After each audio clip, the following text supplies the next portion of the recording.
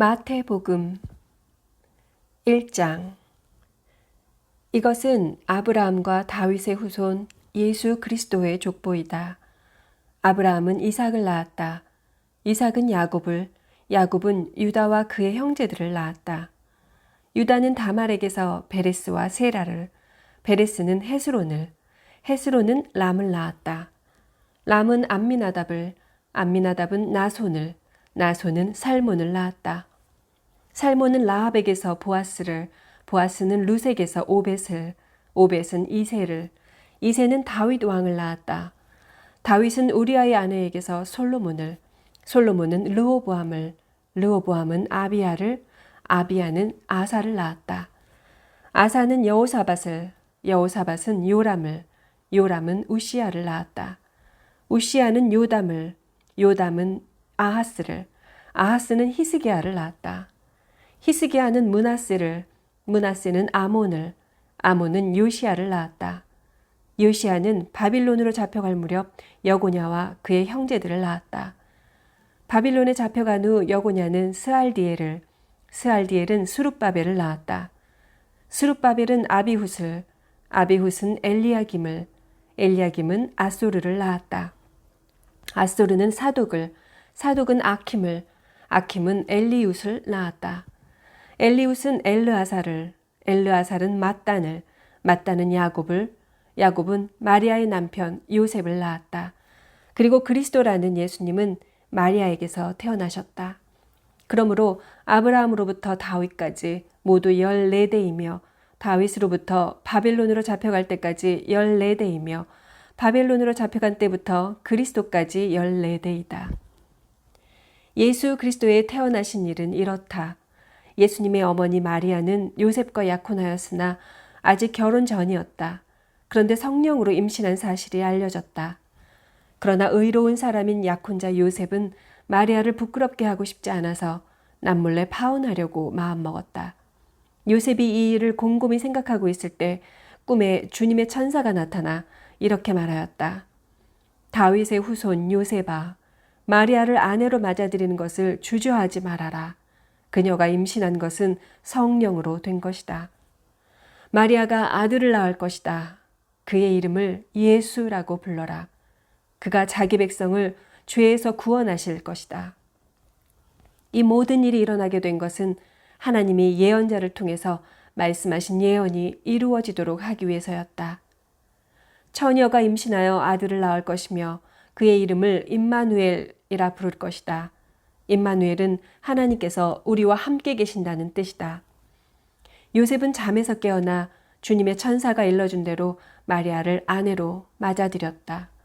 그러나 그는 마리아가 아들을 낳을 때까지 그녀와 잠자리를 같이 하지 않았다.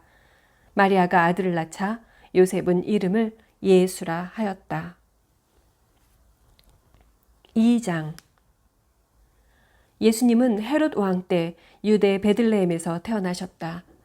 그때 동방에서 박사들이 예루살렘에 찾아와서 유대인의 왕으로 태어나신 분이 어디 계십니까?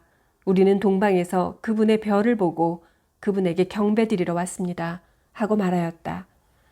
헤롯 왕은 그 말을 듣고 몹시 근심하였으며 온 예루살렘도 이 소문으로 떠들썩하였다.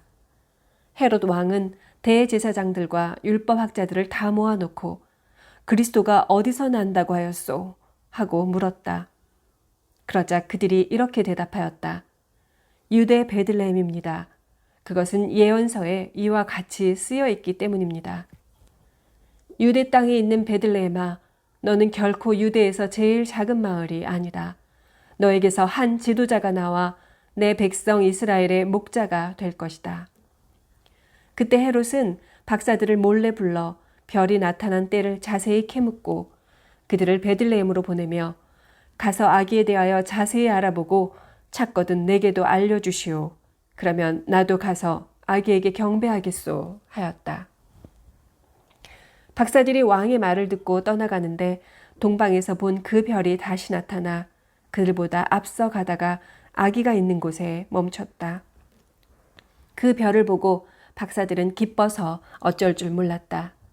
그들은 그 집에 들어가 아기가 그의 어머니 마리아와 함께 있는 것을 보고 엎드려 아기에게 경배한 후 보물함을 열어 황금과 유향과 모략을 선물로 드렸다. 그러고서 박사들은 꿈에 헤롯에게 가지 말라는 하나님의 지시를 받고 딴 길로 자기 나라에 돌아갔다.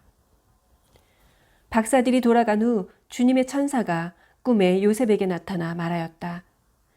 헤롯이 아기를 찾아 죽이려고 한다.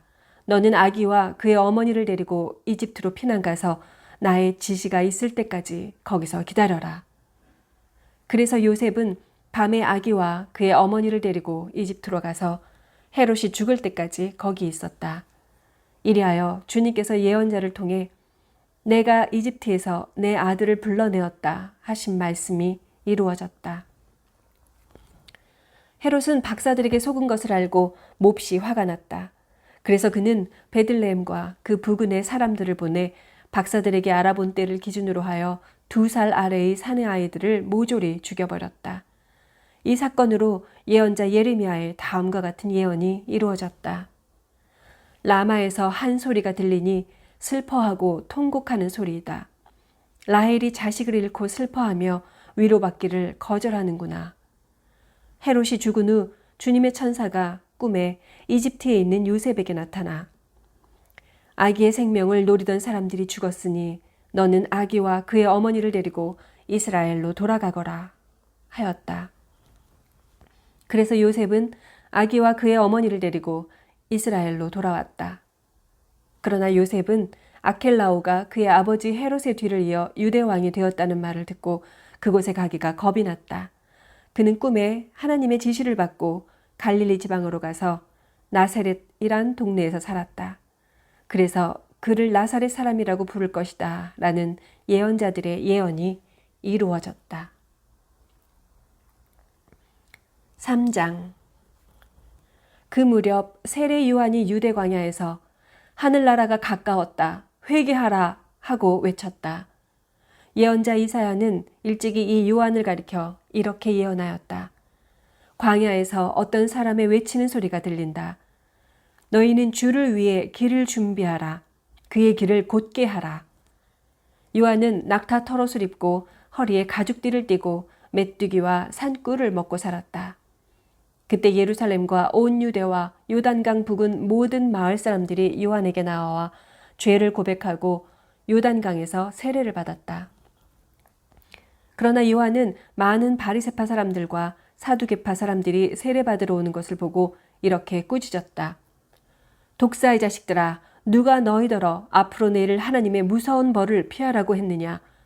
너희는 진정으로 회개했다는 것을 보여줄 만한 바른 행동을 하여라. 그리고 속으로나마 아브라함이 우리 조상이다 라고 말할 생각은 아예 하지 말아라.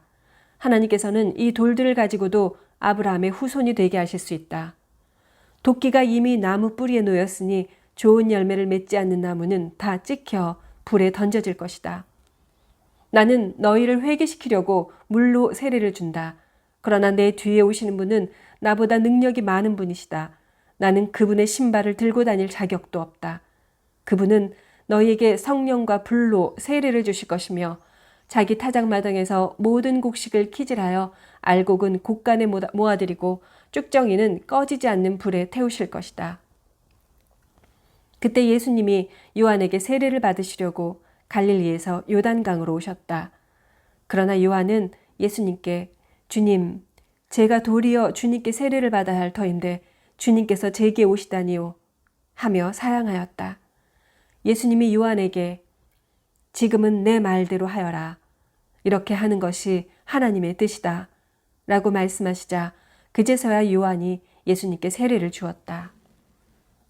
예수님은 세례를 받고 물에서 올라오시는 순간 하늘이 열리고 하나님의 성령이 비둘기처럼 자기 위에 내려오시는 것을 보셨다. 그리고 하늘에서 이 사람은 내가 사랑하고 기뻐하는 내 아들이다 라는 음성이 들려왔다. 4장. 그러고서 예수님은 성령님의 인도로 마귀에게 시험을 받으러 광야로 나가셨다. 예수님은 40일 동안 금식하여 몹시 시장하셨다. 이때 시험하는 마귀가 예수님께 와서 말하였다. 내가 하나님의 아들이라면 이 돌을 빵이 되게 하라. 그러나 예수님은 마귀에게 이렇게 말씀하셨다. 성경에는 사람이 빵으로만 살 것이 아니라 하나님의 모든 말씀으로 살아야 한다 라고 쓰여 있다. 그러자 마귀는 예수님을 거룩한 성으로 데려가 성전 꼭대기에 세우고 말하였다. 내가 하나님의 아들이라면 여기서 뛰어내려 보아라. 성경에는 하나님이 천사들에게 명령하여 손으로 너를 붙들어서 내 발이 돌에 부딪히지 않게 하실 것이다 라고 쓰여 있다. 그래서 예수님은 마귀에게 성경에는 주 너의 하나님을 시험하지 말라는 말씀도 기록되어 있다 라고 대답하셨다. 다시 마귀는 예수님을 데리고 아주 높은 산으로 올라가 세상의 모든 나라와 그 영광을 보여주면서 예수님께 내가 만일 엎드려 나에게 절하면 내가 이 모든 것을 너에게 주겠다 라고 하였다. 그때 예수님이 말씀하셨다. 사탄아, 썩 물러가거라. 성경에는 주 너의 하나님을 경배하고 그분만을 섬겨라고 쓰여 있다. 그러자 마귀는 떠나가고 천사들이 와서 예수님께 시중 들었다. 예수님은 요한이 잡혔다는 소식을 듣고 갈릴리로 돌아가셨다. 그러나 그분은 나사렛에 계시지 않고 스불론과 납달리 지방의 바닷가에 있는 가버나움으로 가서 사셨다. 이것은 예언자 이사야의 다음과 같은 예언을 이루기 위해서였다. 스불론 땅과 납달리 땅아, 지중해 동쪽 요단강 서편에 이방 사람들이 사는 갈릴리야, 흑암 가운데 사는 백성이 큰 빛을 보았고 죽음의 그늘진 땅에 사는 사람들에게 빛이 빛이었다. 이때부터 예수님은 회개하라, 하늘나라가 가까웠다 하고 전도하기 시작하셨다. 예수님은 갈릴리 바닷가를 거니시다가 바다에 그물을 던지고 있는 어부들을 보셨다. 그들은 베드로라는 시몬과 그의 형제 안드레였다. 예수님이 그들에게 나를 따라오너라, 너희를 사람 낚는 어부가 되게 하겠다 하고 말씀하시자 그들은 곧 그물을 버려두고 예수님을 따랐다. 예수님은 거기서 좀 더 가시다가 다른 두 형제 야고보와 요한이 아버지 세베대와 함께 배에서 그물을 손질하는 것을 보시고 그들도 부르셨다. 그러자 그들은 아버지를 배에 남겨두고 즉시 예수님을 따랐다. 예수님은 갈릴리 지방을 두루 다니시며 회당에서 가르치시고 하늘나라의 기쁜 소식을 전하셨다. 그리고 병든 사람들과 허약한 사람들을 모두 고쳐주셨다.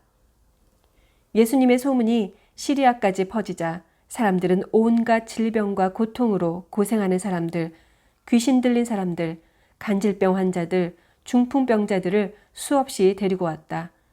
예수님은 그들을 모두 고쳐주셨다. 갈릴리와 데가볼리와 예루살렘과 유대와 요단강 건너편에서 많은 사람들이 예수님을 따랐다. 5장. 예수님은 많은 사람들이 모여드는 것을 보시고 산에 올라가 앉으셨다. 그러자 제자들이 그분에게 나아왔다. 그래서 예수님은 그들에게 이렇게 가르치셨다. 마음이 가난한 사람들은 행복하다. 하늘나라가 그들의 것이다. 슬퍼하는 사람들은 행복하다. 그들은 위로를 받을 것이다. 유순한 사람들은 행복하다. 그들은 땅을 물려받을 것이다. 의를 위해 굶주리고 목마른 사람들은 행복하다. 그들은 원하는 것을 다 얻을 것이다. 남을 불쌍히 여기는 사람들은 행복하다. 하나님도 그들을 불쌍히 여기실 것이다. 마음이 깨끗한 사람들은 행복하다. 그들은 하나님을 볼 것이다. 화평을 이루는 사람들은 행복하다. 그들은 하나님의 아들이라 불릴 것이다. 의를 위해 핍박을 받는 사람들은 행복하다. 하늘나라가 그들의 것이다. 나 때문에 사람들이 너희를 욕하고 핍박하고 거짓말로 온갖 악담을 할 때 너희는 행복하다. 하늘에서 큰 상이 너희를 기다리고 있다. 기뻐하고 즐거워하여라. 이전의 예언자들도 이런 핍박을 받았다. 너희는 세상의 소금이다. 그런데 소금이 그 맛을 잃으면 어떻게 다시 짜게 할 수 있겠느냐? 그런 것은 아무 쓸모가 없어 밖에 버려져 사람들에게 짓밟힐 뿐이다. 너희는 세상의 빛이다. 산 위에 있는 마을은 잘 보이기 마련이다. 등불을 켜서 그릇으로 덮어둘 사람은 아무도 없다. 오히려 그것을 등잔대 위에 올려놓아 집안에 있는 모든 사람에게 비치게 하지 않겠느냐. 이와 같이 너희 빛을 사람들 앞에 비추게 하라. 그래서 사람들이 너희 착한 행실을 보고 하늘에 계신 너희 아버지를 찬양하게 하라. 내가 율법이나 예언자들을 없애러 왔다고 생각하지 말아라. 없애러 온 것이 아니라 완전하게 하러 왔다. 내가 분명히 말해둔다. 하늘과 땅이 없어지기 전에는 율법의 한 점이나 한 획도 결코 없어지지 않고 다 이루어질 것이다. 누구든지 이 계명 가운데 가장 작은 것 하나라도 어기거나 다른 사람에게 그렇게 하라고 가르치면 하늘나라에서 가장 작은 사람이 될 것이다. 그러나 누구든지 계명을 실천하고 가르치면 하늘나라에서 위대한 사람이 될 것이다. 내가 너희에게 말해두지만 너희 생활이 율법학자들과 바리새파 사람들보다 의롭지 못하면 너희가 절대로 하늘나라에 들어가지 못할 것이다. 모세의 법에는 살인하지 말아라. 살인하면 누구든지 재판을 받게 된다. 라고 쓰여 있다. 그러나 나는 너희에게 말한다. 누구든지 형제에게 이유 없이 화내는 사람은 재판을 받고 자기 형제를 어리석다고 욕하는 사람은 법정에 끌려가게 될 것이며 이 미련한 놈아 하고 말하는 사람은 지옥불에 들어갈 것이다. 그러므로 제단에 예물을 드리다가 형제에게 원망 들을 만한 일이 생각나거든 예물을 제단 앞에 두고 가서 먼저 내 형제와 화해하라. 그리고 와서 예물을 드려라. 너를 고소하려는 사람과 함께 법정으로 갈 때 너는 도중에 그와 재빨리 타협하라. 그렇지 않고 재판을 받는 날이면 유치장 신세를 져야 할 것이다. 그렇게 되면 네가 마지막 한 푼까지 다 갚기 전에는 절대로 거기서 나오지 못할 것이다. 또 율법에는 간음하지 말아라고 쓰여 있다. 그러나 나는 너희에게 말한다. 누구든지 정욕의 눈으로 여자를 바라보는 사람은 이미 마음으로 그녀와 간음하였다. 오른 눈이 너를 죄짓게 하거든 빼어버려라. 몸의 한 부분을 잃을지라도 온몸이 지옥에 던져지지 않는 것이 더 낫다. 또 오른손이 너를 죄짓게 하면 그 손을 잘라버려라. 몸의 한 부분을 잃을지라도 온몸이 지옥에 떨어지지 않는 것이 더 낫다. 또 율법에 자기 아내와 이혼하는 사람은 누구든지 그녀에게 이혼 증서를 써주어야 한다 라고 쓰여 있다. 그러나 나는 너희에게 말한다. 누구든지 음행한 일도 없는데 자기 아내와 이혼하는 사람은 아내로 간음하게 하는 자이며 이혼한 여자와 결혼하는 사람도 간음하는 자이다. 또 옛사람들에게 거짓 맹세를 하지 말고 주님께 맹세한 것은 다 지켜라고 한 말을 들어서 알 것이다. 그러나 나는 너희에게 말한다. 절대로 맹세하지 말아라. 하늘을 두고도 맹세하지 말아라. 하늘은 하나님의 보좌이다. 땅을 두고도 맹세하지 말아라. 땅은 하나님의 발판이다. 예루살렘을 두고도 맹세하지 말아라. 예루살렘은 위대한 왕의 도시이다. 내 머리를 두고도 맹세하지 말아라. 너는 머리카락 하나도 희거나 검게 할 수가 없다. 너희는 그저 예할 것은 예하고 아니요 할 것은 아니요 라고만 말하여라. 그 이상의 말은 악에서 나오는 것이다. 또 눈은 눈으로 이는 이로 갚아라 한 말을 듣지 않았느냐. 그러나 나는 너희에게 말한다. 악한 사람을 대적하지 말아라. 누가 내 오른뺨을 때리거든 왼뺨도 돌려대어라. 너를 고소하여 속옷을 빼앗고자 하는 사람에게는 겉옷까지 주어라. 누가 내게 억지로 오리를 가자 하거든 십리를 가주어라. 내게 요구하는 사람에게 주고 꾸어달라는 사람에게 거절하지 말아라. 내 이웃을 사랑하고 원수를 미워하여라 는 말씀을 듣지 않았느냐. 그러나 나는 너희에게 말한다. 원수를 사랑하고 너희를 핍박하는 사람들 위해 기도하라. 그렇게 하는 것이 하나님 아버지의 자녀된 도리이다. 하나님은 해가 악한 사람과 선한 사람에게 다 같이 비치게 하고 의로운 사람과 의롭지 못한 사람에게 비를 똑같이 내려주신다. 너희를 사랑하는 사람들만 사랑한다면 너희가 무슨 상을 받겠느냐? 세무원들도 그만큼은 하지 않느냐? 또 너희가 너희 형제들에게만 인사한다면 남보다 나을 것이 무엇이겠느냐? 믿지 않는 사람들도 그렇게 하지 않느냐? 그러므로 하늘에 계신 너희 아버지께서 완전하신 것 같이 너희도 완전하여라.